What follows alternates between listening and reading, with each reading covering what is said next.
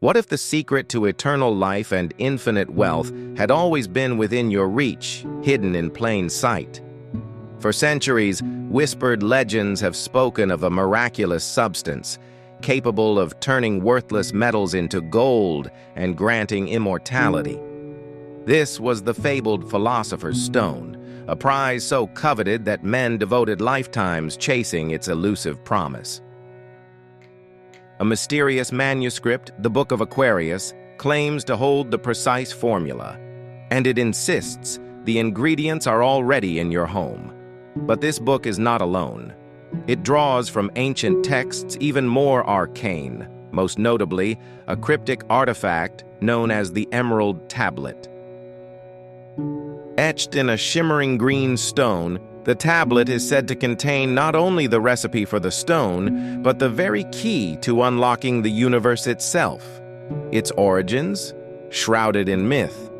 From Egypt to Arabia, and from there to medieval Europe, the tablet's knowledge has crossed millennia, yet its ultimate source is whispered to come from a lost world, Atlantis. For generations, alchemists believed the Philosopher's Stone was real. More than just myth, it was a divine catalyst, transforming not only matter, but the soul itself. It was called the elixir of life, thought to reverse aging and unlock immortality.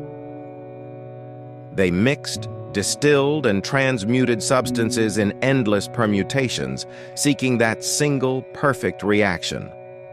From this obsessive pursuit, modern chemistry was born. But for many, the quest became madness.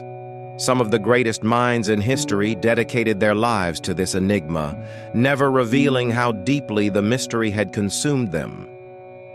Among them was a brilliant thinker remembered for physics and mathematics, yet whose secret passion lay in deciphering ancient symbols and alchemical riddles. He studied the Emerald Tablet obsessively, even translating it himself. In distant courts, emperors funded hidden laboratories where the brightest minds were given unlimited resources to uncover the impossible, and some say one of them succeeded.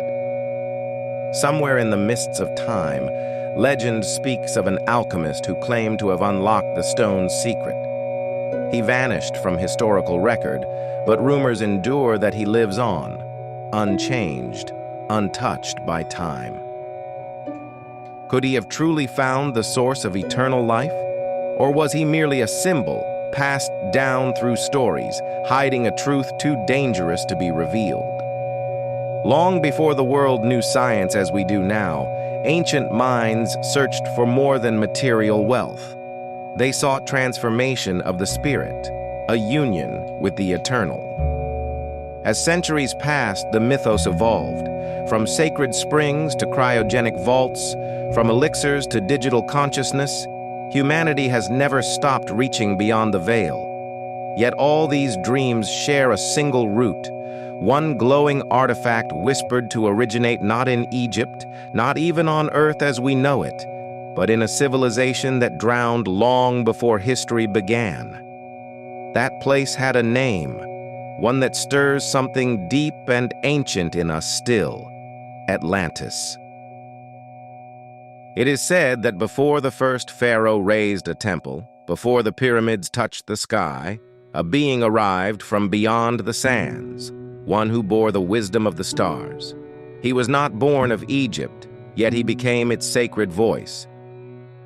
Known by many names, he would be remembered as the god of wisdom, of the moon, of writing and magic. His true name, veiled in time, was carried from a luminous city beneath the ocean waves, a city of scholars and mystics, where the laws of matter bent to thought and energy sang in harmony with spirit. In that place, one island shone brighter than the rest, a sanctuary of knowledge called Undal. There, this being, an emissary from the children of light, was trained in the mysteries of creation. His father, a keeper of sacred fire, prepared him for a mission unlike any other. As Atlantis fell into ruin, swallowed by a cataclysm lost to time, the initiate journeyed forth. He carried with him a tablet, not of stone, but of eternity. This artifact, later known as the Emerald Tablet, was unlike anything the ancient world had ever seen.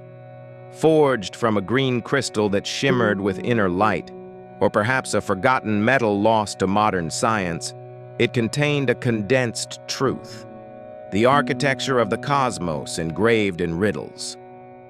On it were inscribed principles that governed both the physical and the divine, a code linking heaven and earth. As above, so below, it declared, a phrase repeated for centuries, yet never fully understood. The one who carried it arrived in a land then called Chem, which we now name Egypt. There he taught a chosen few, built monuments aligned with celestial forces, and ensured the survival of Atlantean knowledge. Through the ages he returned in different forms, his soul reincarnated again and again, always under different names, always a guide. His mission, to preserve the fire of truth hidden beneath layers of myth, awaiting the moment we'd be ready to awaken. As time moved forward, the Emerald Tablet resurfaced in unexpected places, in the hands of mystics, tucked inside desert temples, buried beneath forgotten shrines. Though the original artifact vanished, translations began to appear, fragments in Greek, Arabic, Latin. One version spoke of a figure named Hermes Trismegistus, said to be a fusion of the Greek Hermes and the Egyptian sage. Some believed he was not merely a myth, but the same Atlantean being, reborn. His writings formed the basis of Hermeticism, a spiritual path rooted in the idea that all is one, that the divine resides in every atom. These teachings spread quietly, influencing secret societies and guiding those who sought to pierce the veil of the material world. Alchemists and occultists revered the tablet as a sacred text. To them, it wasn't metaphor, it was a manual. And hidden within its brief stanzas, they believed, lay instructions for bending nature itself, to heal, to transcend, to become immortal. But the tablet was elusive. Some claimed it was hidden in the vaults of ancient libraries, others that it was sealed beneath monuments or kept under lock in secret orders. Its true location faded into legend, yet its influence grew. In a forgotten corner of the ancient world, a philosopher was said to have discovered a strange book, its cover bound in green, its pages filled with indecipherable diagrams. This man followed its trail deep into the mountains, through a labyrinth beneath a statue until he reached a golden throne. There, in the skeletal hands of a long-dead figure, he found it again, the Emerald Tablet.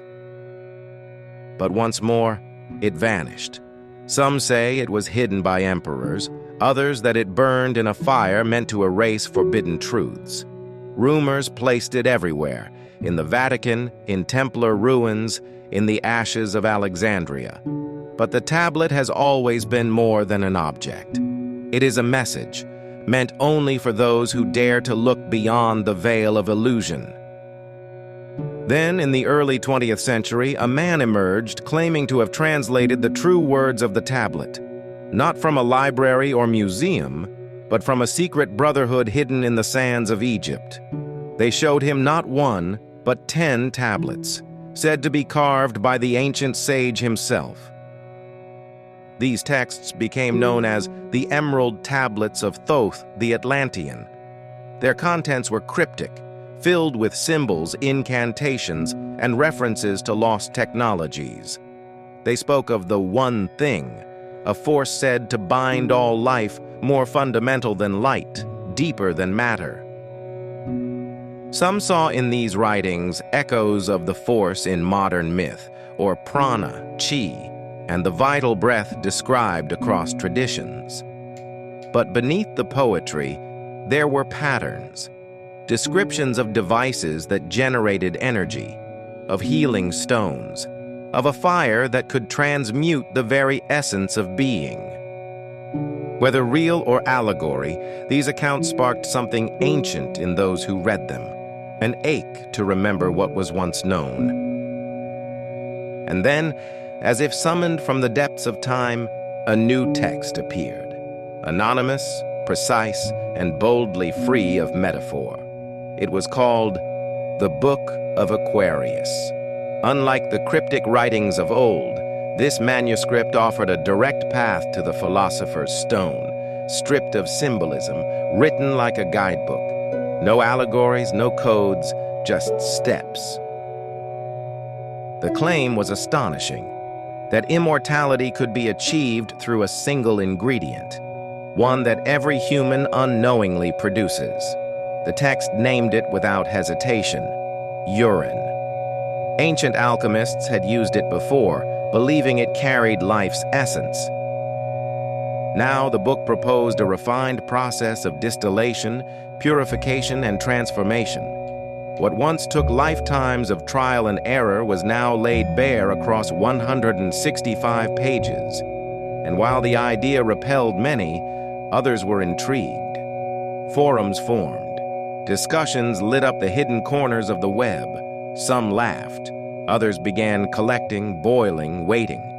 The age of secrets, it declared, was over. The online community grew quietly but fervently. Participants shared notes, images, even results.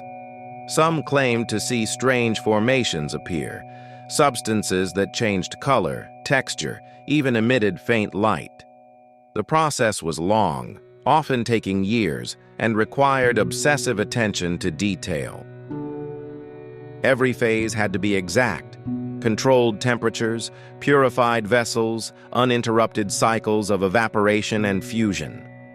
The author, still anonymous, responded to questions with patience and clarity. For a moment, it felt as if the forgotten path had opened once more. But then, just as suddenly as it appeared, the website vanished. Forums erased, posts deleted. Some believed it was censorship. Others whispered of secret societies intervening. Had someone succeeded? Had the Philosopher's Stone finally been created again? Or had the entire project simply collapsed under the weight of its own obsession? What remained was a trace, a digital relic pointing toward an ancient hunger humanity has never abandoned, the dream of becoming more than mortal. So what endures? A green tablet lost in time, a book that defies belief, an ingredient most would never dare to use. Whether allegory or alchemy, something continues to pull us toward this myth. Because beneath every legend lies a question we're too afraid to ask aloud. What if it's true? Across centuries, across empires and civilizations, the idea persists. There is something hidden, something powerful, something meant only for those who seek without fear. Perhaps the stone isn't just a substance, but a state of being, a symbol of transformation, not of gold, but of self. Maybe it's not about living forever, but about waking up, remembering what we are and what we've forgotten. And if such a journey begins with a question, then ask yourself this: is the boundary between science and myth really so clear? Or have we simply lost the language to describe the extraordinary? If this story resonated with you, like and subscribe to join us on more paths through the shadows. That said, thank you and see you next time.